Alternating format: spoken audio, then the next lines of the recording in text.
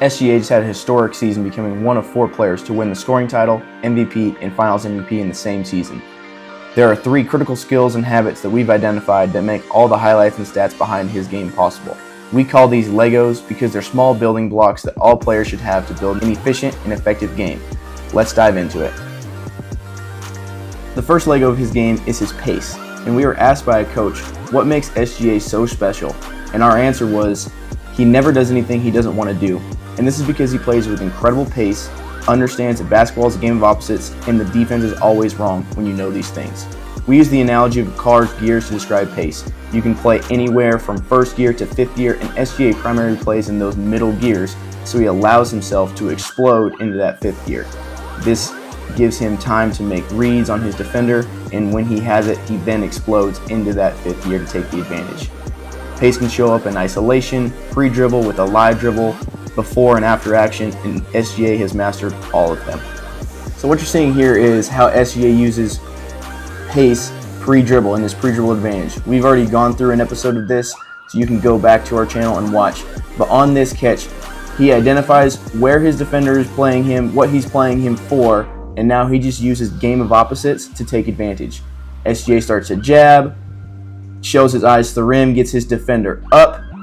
As he goes up, now he goes downhill, opposite, gets on balance, shows a fake. His defender is now reacting to him because of that pace and his use of pre-dribble advantage. Nembhard goes up again. SGA just goes down on a step across for the finish. Now in this clip, you can just see how SGA is playing in those middle gears, that 2nd, 3rd, 4th gear, not doing anything too fast, playing at his own pace and control. His defender, Nembhard here, just starts to press up a little bit, and Shai uses what we call a pre-downhill advantage and gets a read by this in and out dribble. This in and out dribble is a way to manipulate, a way to use pace, and it freezes Nembhard so he can just attack quick downhill. Now he gets into 5th gear and bursts.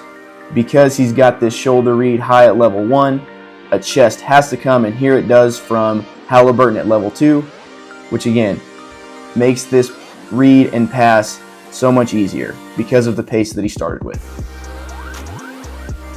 After SGA gets reads on his defenders with that pace, he attacks with tight, aggressive angles, which is our next Lego, and he gets first contact with his defenders as he's heading downhill.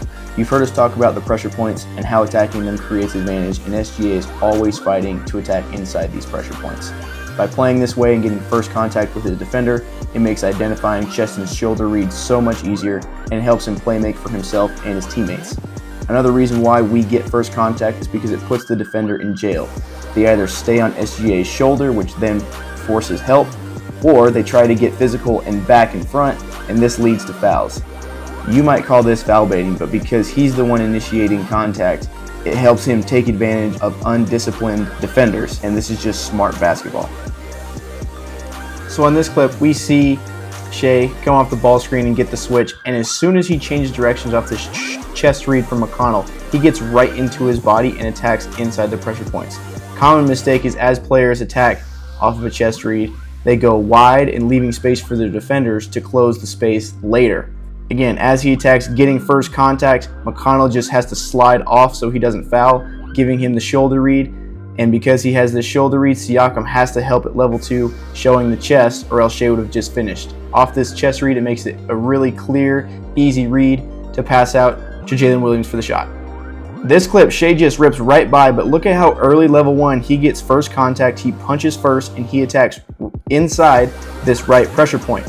Because he has contact, he can feel Nembhard in recovery mode and sliding off, trying to get back in front of Shai on his drive. Because he can feel him because of the contact, he starts to slide off, and Shai can just put the ball behind his back and stop, getting to his footwork for an open shot.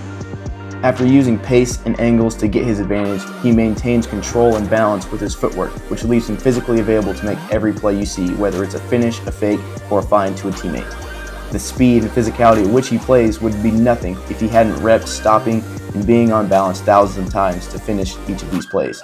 By playing off 2 feet, he becomes stronger, has more control, and more options, which you learned from us last week as we taught you hangouts.